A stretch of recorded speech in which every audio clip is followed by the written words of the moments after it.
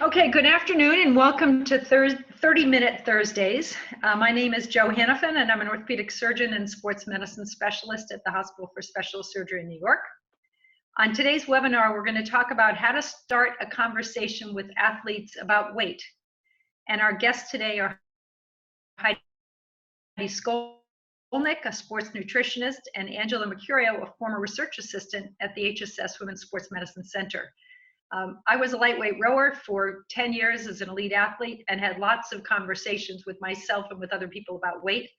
So this topic is near and dear to my heart. Heidi is a sports nutritionist and has been part of the HSS Women's Sports Center for over 20 years. She's considered a thought leader in nutrition, and her company oversees the nutrition program at the Juilliard School and the School of the American Ballet. She's authored several books, the latest being the Athlete Triad Playbook, Relative Energy Deficiency in Sport. And as a realist, Heidi believes that M&Ms can fit into a healthy eating style along with red peppers, red meat, broccoli, and fresh fruit. Angela was a 3-time All-American track and field athlete at the University of Nebraska and won the 2019 NCAA Woman of the Year Award, which is an enormous honor. She spent the last year working with us at HSS as a research assistant and will be attending Harvard Medical School this fall.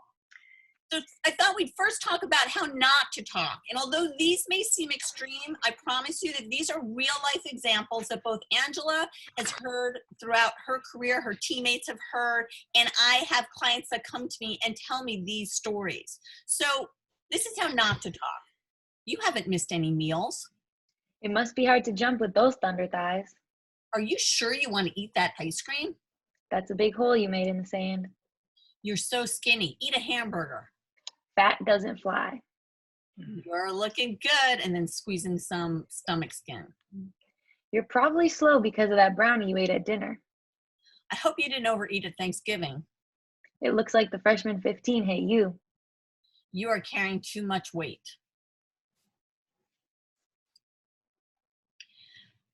So how to talk? You seem strong. Good effort. You picked up that correction quickly. Great show of good sportsmanship. Just don't say anything about weight. Now, I know that may come sort of as a surprise to coaches who think it's important to help their athletes be in top shape to perform their best, but we're going to explain why what we're suggesting here makes the most sense to help them be the best athletes they need to be and you want them to be. So why not talk about weight? Well, first of all, fat shaming, which is criticizing someone for being overweight or making critical comments about their size, actually leads to feeling shame. And that doesn't help anyone achieve their goals. There's unintended consequences to what you say. It leads to inappropriate dieting, which takes them further away from having the energy that they need to be the best athlete they can be.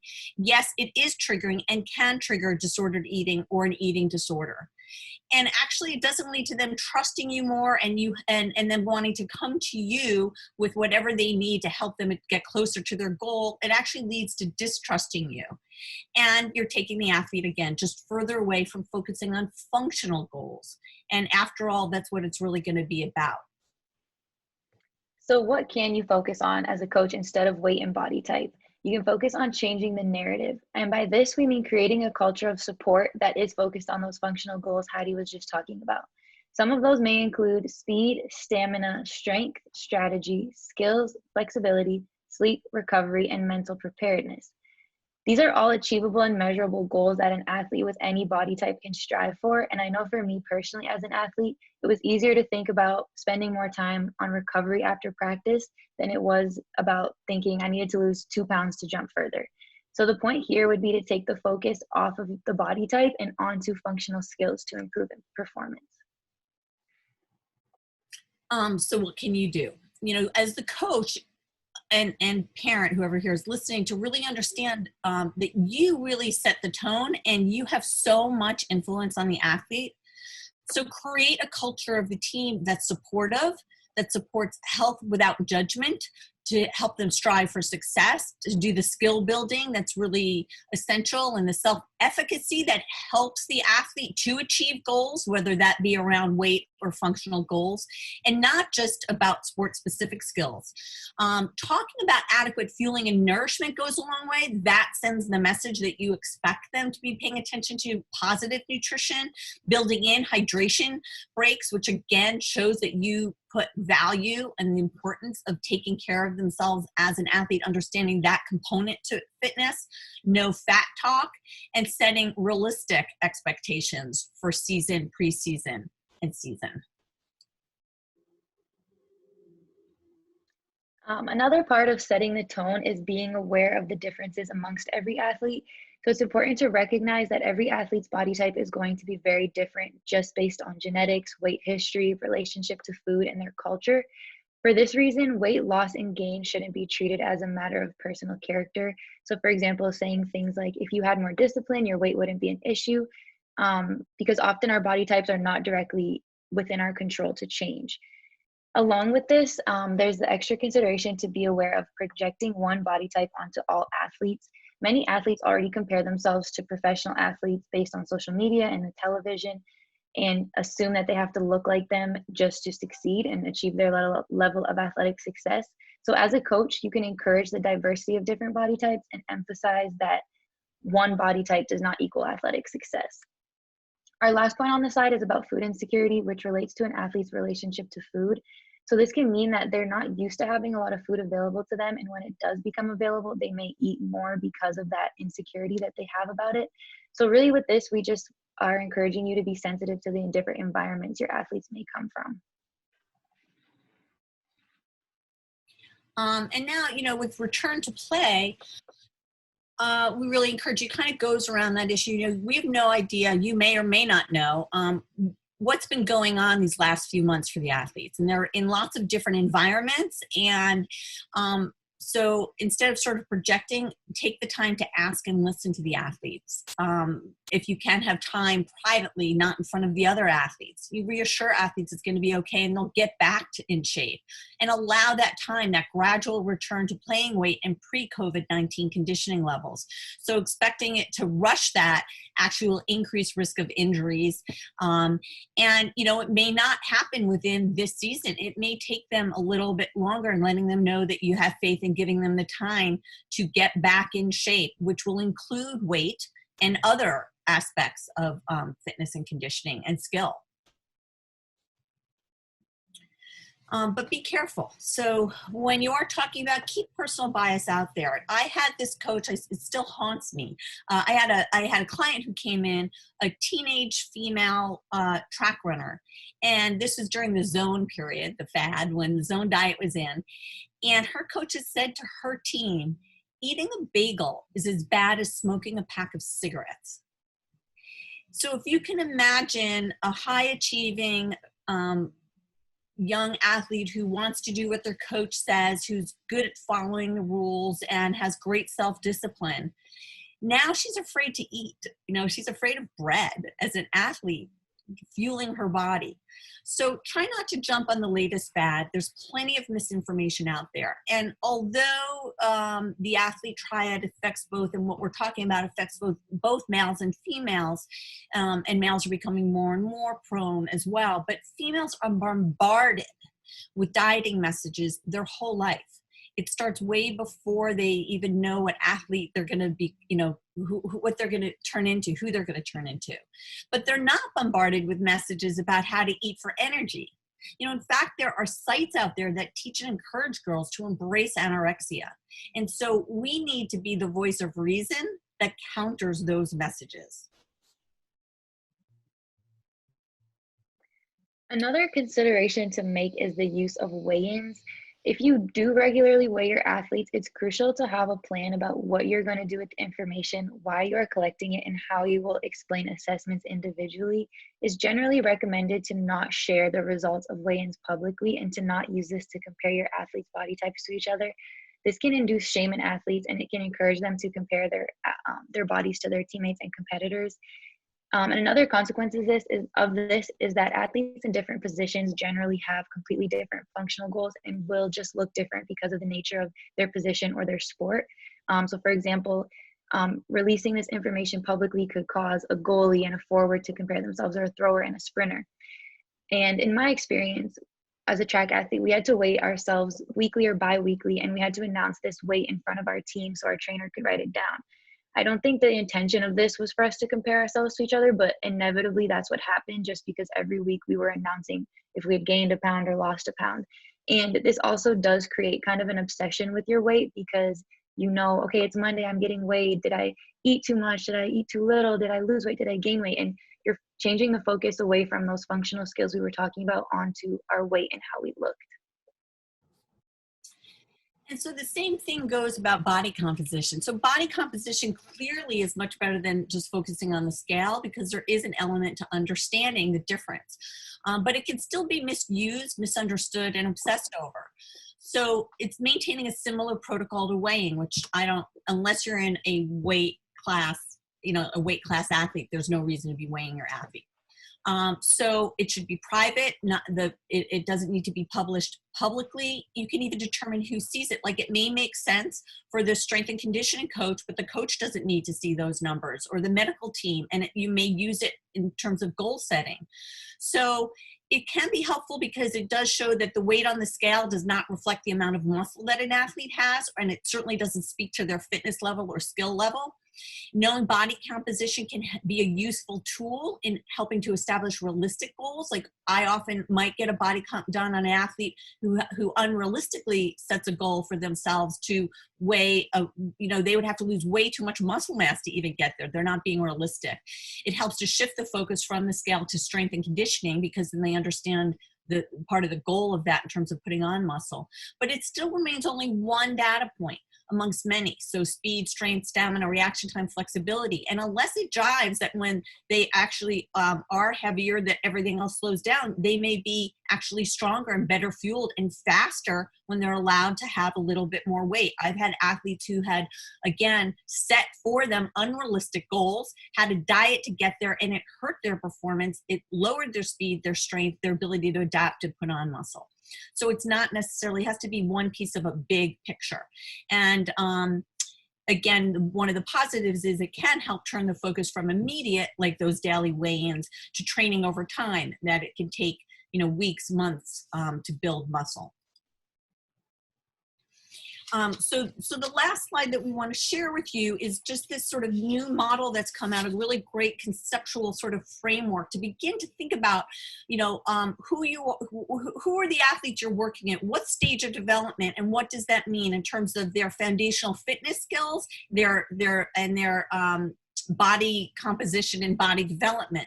So if they're developing athletes, there's no reason to be doing body compositions other than if for some reason optimal growth progressions. And there shouldn't be really focus on body composition and for performance outcomes. You're really working on developing skills, and that's also developing good patterns of eating. And then as they move up in terms of competition to the national and collegiate level, as you all know, there's a huge difference between freshmen and seniors. Those freshmen, there's such a variety in where they are in terms of growth. So they're still developing body composition concepts and body, limited focus on body composition assessment and discussions, and really from a health perspective in terms of proper fueling. And then for the elite professional level, it may make sense. Body composition assessment, periodized approach with mature athletes who have positive self-image. So there still are those in terms of screening and understanding when it may be misused. And of course, there's always, some exceptions to the rule of who should or who shouldn't. But this is a great concept, I think, when you're trying to really establish what you want for your athletes, for your program in terms of goals and outcomes. So hopefully we've shared some food for thought, and we'll open it up for questions. Okay, well, I have a first question for Angela. Can you speak to what inappropriate dieting looks like for an athlete? Yeah, I think a good term for this is disordered eating, in terms of like what I saw a lot as an athlete. And I think what that can entail is like obsession over what you're eating, the times that you're eating it. It speaks to what Heidi said about being scared of bread and being scared of bagels, I think is a very true manifestation of this. And yeah, I think it's when you take the focus away from fueling for energy and fueling for performance and onto your food, and your weight is what will determine your performance. And I think that it really stems from a lack of knowledge of what sports nutrition is. And I don't think a lot of athletes are very aware of how to fuel themselves. And that leads to thinking that dieting is the answer. And I'm going to just add a little bit to that. So some things you might see is that, skipping meals. So athletes show up and they're not really fueled for their practice. They are going on all these different diets. One day it's this diet, that 2 days later it's another diet, 3 days later it's another diet. They're skipping whole food groups, feeling guilty, a lot of guilt and shame around their food, and moralizing foods is good and bad. I was so bad today, and you can hear locker room talk. I was so bad I ate a cookie. So things like that. And we can all relate. But and laugh, but in the end, how we talk to ourselves matters. So thinking I'm bad because I ate a cookie doesn't give me self-efficacy and doesn't put the focus again on the right way to help fuel to do my sport. So Heidi, in your experience, most coaches don't know how to field nutrition questions or dispense nutrition knowledge. What do you recommend that they do? And take it maybe for the high school coach first and then the collegiate coach. So, I think in the high school, what's wonderful is they're usually in a community in which you can reach out and create a team. The Women's Sports Medicine Center, we're so fortunate because we have the team right there. And an athlete can sort of come into and see a sports psychologist and the primary care sports doc and the nutritionist and physiologist. Like, we have all of that. But a coach at a high school level might not have all of that available, but they can create their own team of referrals. And so reaching out to the community and finding a few one or more sports nutritionists that they can reach out to and refer any of their athletes that they may be concerned about. Because we're not saying that weight may never be an issue. It's how you deal with it, how you approach it, and what skills and tools you give someone to make changes around it. So create your own team, find a sports psychologist, find a sports nutritionist in the community, a primary care sports doc, and begin to have a team approach as it relates to the treatment of the athlete. And they might come in and do some team talks as well. So I think we might have lost Jo. I'm sure Dr. Hannafin, she'll probably come back on. I thought that I would just say one more thing, and then I want to ask you something, Angela. One of the things I wanted to talk about is some of the unintended consequences that happens when we're talking about inappropriate dieting. And I had mentioned the athlete triad. And so this is not a small thing, and it's common enough that there's a name to it. And that is when athletes go into what's called low energy availability. So yes, they have the energy to get out on the field. How can that be? Well, what happens is they are repartitioning where their energy is going. So their energy is going to fuel that workout, but it's being taken away from actually internal functions that need to go on. And one of the ways we see this is there's a hormonal disruption. So for girls and women, it may be seen as they stop getting their period, or they're delayed in getting their first period, or they get their period and then they stop for 3 months or more. And for guys, you see it as well, though it takes a little bit more persistence to get there, and they seem to recover.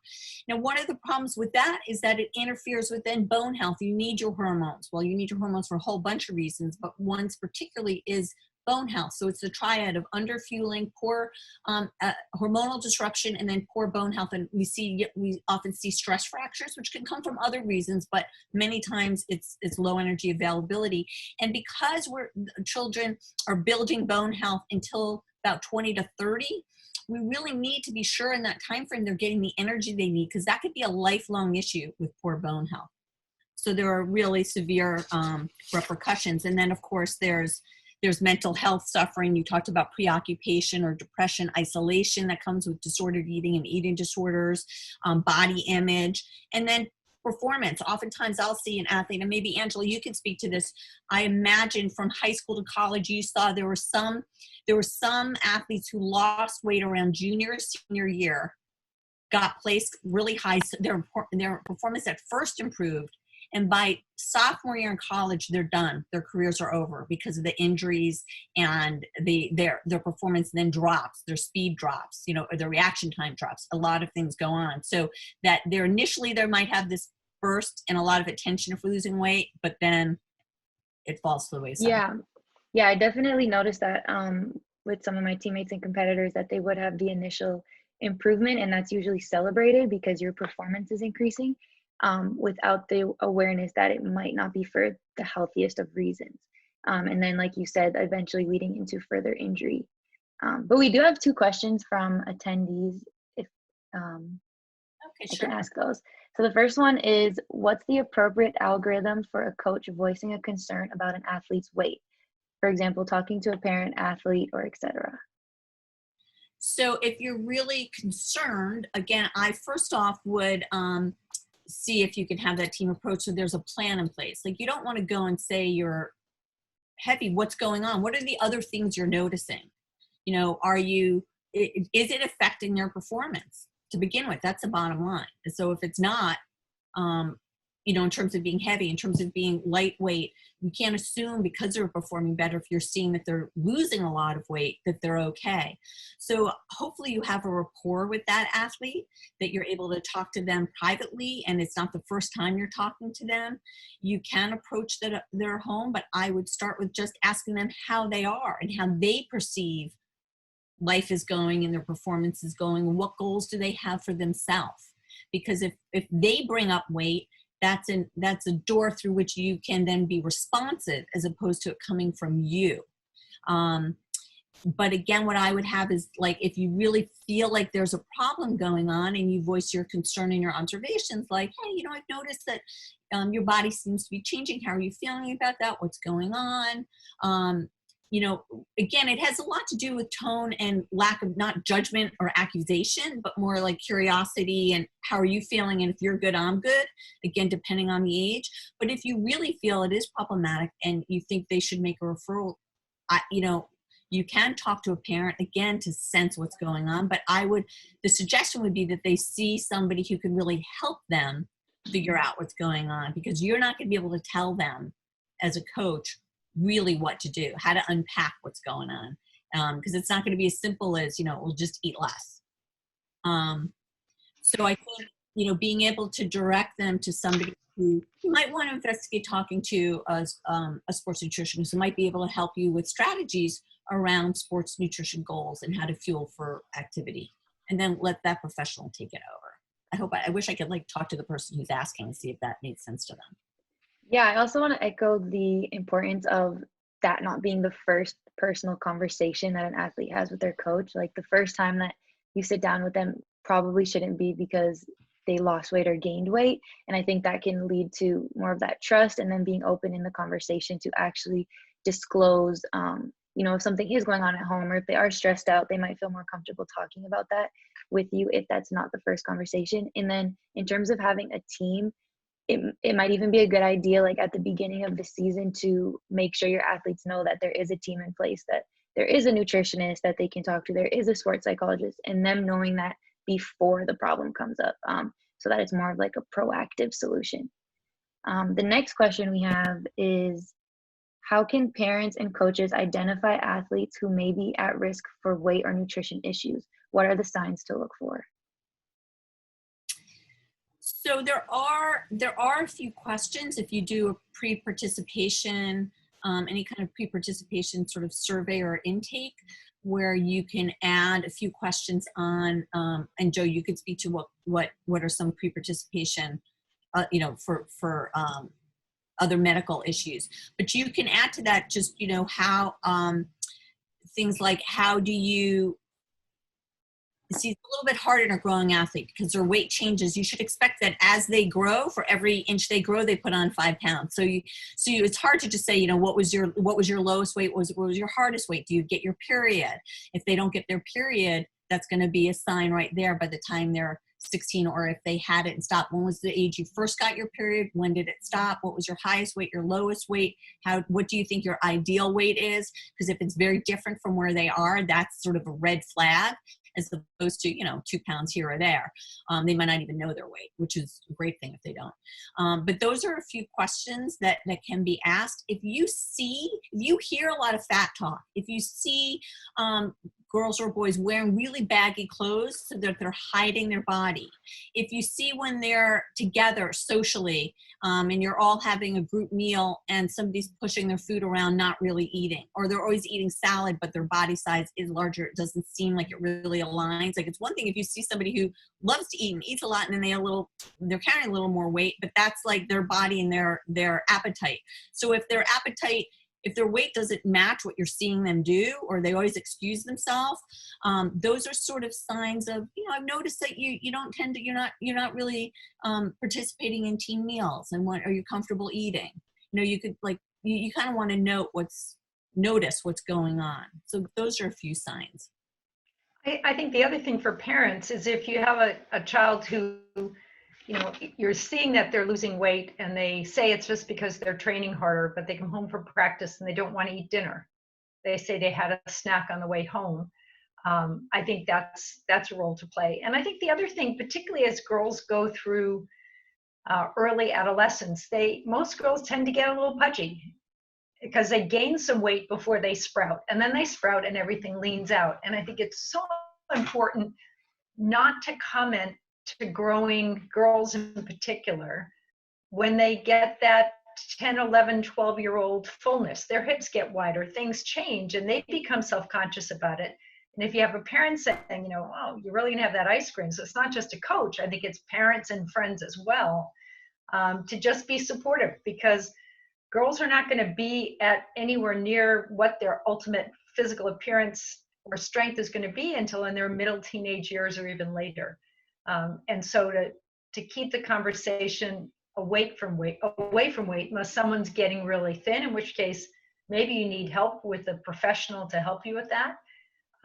Or if someone is gaining weight very rapidly, it's something that, again, if you have a nutritionist talk with your child or your athlete about it, it can be way more effective, because it's not a judging situation. It's a professional can be very kind of upfront and ask questions that I think a parent or a coach really can't and probably shouldn't ask. And I think you're right. The attention, that happens in boys and girls at all different ways. So it's not just about you're putting on weight. It's also for those who have very lean physiques and haven't filled out yet, that they're very skinny and they get attention for being skinny, which is like not commenting on their body. Basically, it's commenting on I have this, I'm going to scoot over here for 1 second. I have this is in my office and you can't really see it. And it's a list of alternatives to calling your daughter princess or beautiful. Right? So it's all the other characteristics that you can pay attention: brave, smart, strong, curious, warrior, creative, a leader, original, capable.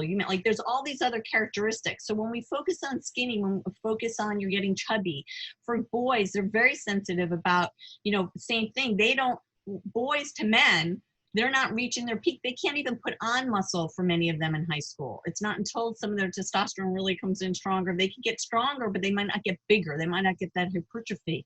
So focusing on their skills and their work habits, and all, it makes way more sense.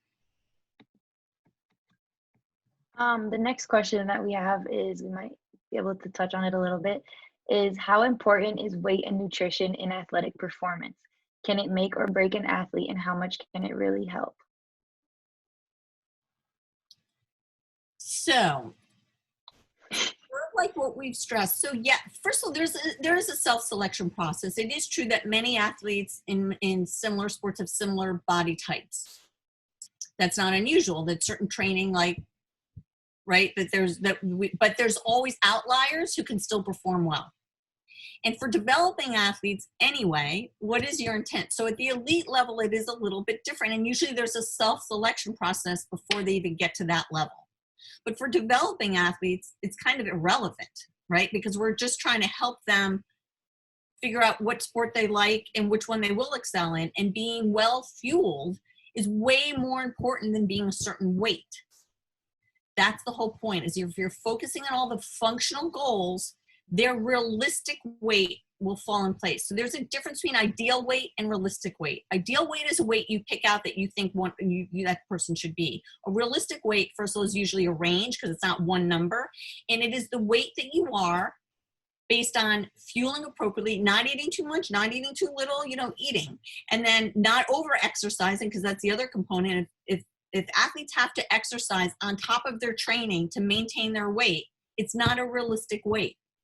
And that will lead to injury, right? And burnout, overtraining, overreaching, which has far longer ramifications. So yes, lean mass matters. It's part of your conditioning, but it isn't the determining, that in and of itself is one piece of a much bigger picture. Do you have anything to add to that, Dr. Hannafin? No, but I have a question for Angela. Angela, could you share some statistics on the prevalence of eating disorders? And can you speak to at least one experience in your own career to highlight this? Yeah, so some of the statistics that we came across were that 30% of dieters may become pathological dieters, and 20 to 25% may develop an eating disorder. Girls begin to be concerned they are fat as young as second grade, so this is 8 and 9-year-olds, and they may even say that they're on a diet at this age.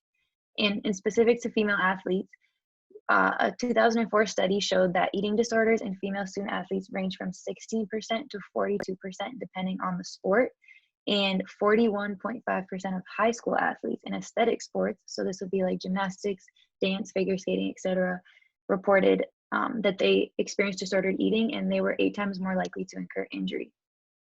A story that highlights the prevalence of body dissatisfaction in my personal career was my senior year of college, so close to that elite level athletic range, and going to NCAA indoor championships.